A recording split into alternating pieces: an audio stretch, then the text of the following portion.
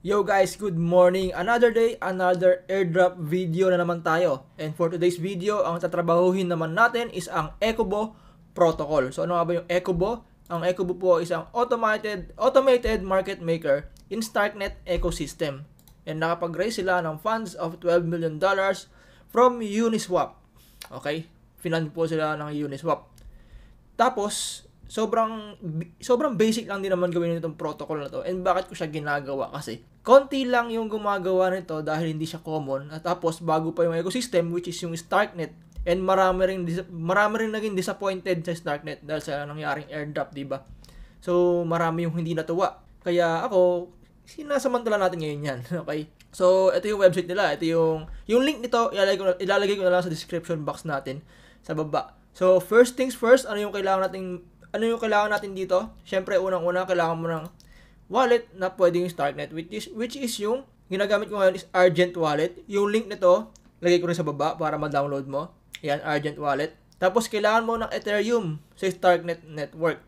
So paano magkaroon ng Ethereum dito? Meron dito sa OKX, pwede ka bumili ng Ethereum tapos withdraw mo dito directly na to Starknet network. Okay, meron po yan sa OKX para hindi ka na mahirapan.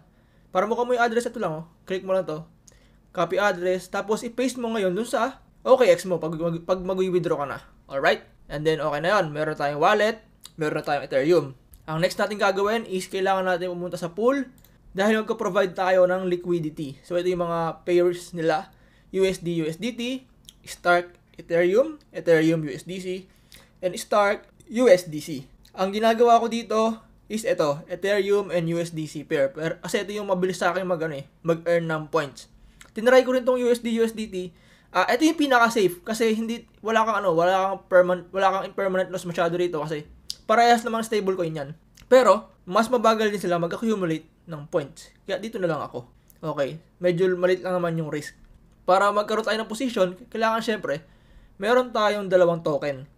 Kung ano yung token na hinihingi dito. In this one, kailangan meron kang USDC and USDT. In this one naman, Starknet at saka Ethereum yung meron ka dapat. Dito naman, Ethereum and USDC. So, ito yung gagawin natin.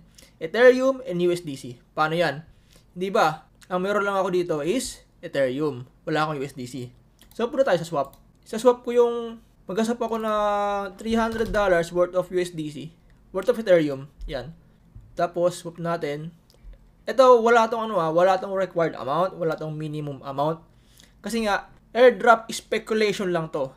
It is not sure na magkakaroon to ng airdrop. Speculation lang lahat to. So, kung gagawin mo to, make sure na extra money mo lang yung gagamitin mo dito para hindi ka magsayang ng gas fee or whatsoever. Okay? Tapos, swap lang natin. And confirm. Ito yung kagandahan dito sa Starknet. Ang late na ng gas fee nila dahil sa nangyaring upgrade nga ng Ethereum Duncan upgrade. Confirm. Ito, sobrang mura $0.04 lang. Tapos, wait lang natin. So, ayun na. Meron na tayong USDC, meron tayong Ethereum. Balik na tayo sa pool. Pag nasa pool na tayo, create new position. Tapos scroll mo lang sa baba. Tapos i-provide mo lang tong USDC mo and yung Ethereum. Click mo na tong USDC mo then mag-create na siya ng pair for Ethereum. Okay. Tapos add liquidity. So kailangan guys kung 300 USDC yung ilalagay mo, kailangan meron ko ring Ethereum worth of 300 USDC. Dapat equal sila, pair.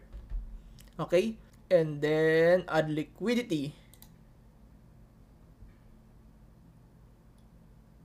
Tapos, confirm. Okay? Transaction has been sent. You can view your position in pool tab. View position natin. Wait lang natin. Hindi pa yata siya nag-appear. So, refresh muna natin. So, ayan na. Ito na yung LP natin or liquidity provide at USDC pair, size $587, status active, 0.0 pa. Itong points na to, makikita nyo yan in just few hours. Lalabas na yung points nyo dyan. Hayaan nyo lang. Tapos status active. Guys, ito take note, nagiging inactive din to. Kaya kailangan nyo siyang bisitahin from time to time. At least once a day. Para makita nyo kung active po ba or inactive na yung LP nyo. Bakit nagiging inactive? Pag naging inactive na yan guys hindi na yan mag-earn ng points Kaya kailangan laging active yan. So check nyo palagi. So, bakit nagiging inactive? Click nyo to. Magiging inactive yan kapag yung Ethereum mo naging USDC na lahat or yung USDC mo naging Ethereum na lahat. So, pag nag-zero na yung alinman sa dalawa na to, magiging inactive na yung position, okay? Paano gagawin mo pag naging inactive na yung position mo? Withdraw mo lang. Kunwari, yung USDC mo naging Ethereum na lahat, nasa Ethereum lahat, withdraw mo lang lahat. Click mo lang yung withdraw, tapos confirm all. Tapos, kapag na-withdraw mo na lahat, punta ka ulit sa swap. Sige, gawin ko na nga. Wait lang. Withdraw. So, kunwari confirm. Ayan, nagasayang na ako ng gas fee dito. Ayan na, wala na akong position. Na-withdraw na lahat. So, USDC ko, tsaka yung Ethereum nandito na.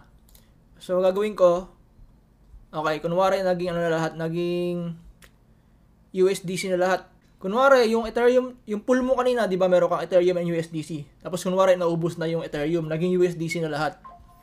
So, ito na USDC mo. For example, USDC na lang tira sa'yo. Gagawin mo ngayon, di ba, nakamax yan. Ipalit mo ngayon yung kalahati nito. 586 divided by 293 USDC para magkaroon ka ng pairing niya na Ethereum. Tapos swap, confirm. Tapos wait mo lang ulit mag-approve yung transaction. Medyo may kabagalan lang, few minutes. So ayun, okay na. Nag-confirm yung transaction. Meron kang 293 USDC ulit. Tapos nadagdagan na Ethereum mo. Punta ka na ulit sa pool. Tapos create position. Ethereum USDC position. Click mo tong USDC mo. Tapos, add liquidity ka lang ulit. Ganun lang, ulitin mo lang. Kapag nag-inactive na, ulitin mo lang yung ginawa mo nung una. Confirm, and then wait mo ulit mag-confirm yung transaction. View positions. Tapos pag wala pang lumalabas dyan, refresh mo lang or antayin mo lang, mag-confirm. And then, ayan, meron ka na ulit active position. Alright? So, ang kagandahan dito, meron ding rewards. Okay, ito yung maganda rin dito. May rewards siya. And yung Ecobo, kaya ito yung pina-farm ko is kasi kasama siya sa kasama siya sa Starknet. Nabigyan sila ng allocation ng Starknet. So, yung mga nag-provide ng liquidity dito, makakagakaroon pa ng Stark token or STRK token. And early pa rin siya kasi nasa second period pa lang tayo. Meron pa tayong 1, 2, 3, 4. So, meron pa tayong 4 period na pwede nating i-farm. Kagaya nito, ito yung first period na nakuha kong reward, which is 5 Stark. Ito, 5. So, in progress ko, meron akong plus 8.8 ngayon dito. So, meron pa tayong susunod na 4. Kaya, yun. And also, yung pool naman is meron ka din naman kinikita dito sa fees. So, kagaya ito, Ethereum USDC, meron siyang 113% APR. So, annual percentage return. So, yun lang guys. Ganun lang kadali i-farm tong Ecobo. And again, yung link nito is lalagay ko na lang sa description box natin sa baba. Alright? Tapos yun lang. Again, ulit tayo sa simula. Anong pinakaunang mo kailangan? Unang kailangan mo is wallet. So, gumawa ka ng Argent wallet. Pangalawa, maglagay ka ng Ethereum dito sa Argent wallet mo. Starknet network. Sa OKX po, meron po niyan. Kung wala ka pang OKX, meron akong link sa baba. Gawa ka na ng account mo doon. Okay? Pag meron ka ng Ethereum, punta ka naman sa swap. I-swap mo yung Ethereum mo and mag-swap ka ng konting pang USDC mo para pang pair mo sa iyong Ethereum. Okay? Pag meron ka ng pares na yon, Ethereum at USDC, punta ka na sa pool. Pag nasa pool ka na, create ka lang dito ng iyong position or liquidity position. Kagaya sinabi ko, ito yung sa akin, Ethereum USDC. Tapos, dito naman, ilagay mo lang kung ilang yung USDC mo and automatic na yun mapaparisan nung Ethereum mo. Okay? So, ganun lang kadali. And again, pag naging inactive na yung status mo, ulitin mo lang yung ginawa mo nung una. So, yun lang guys. Thank you so much for watching. And if you find value to our video, please don't forget to subscribe and comment down below. So, yun lang. Thank you so much for watching. Bye-bye.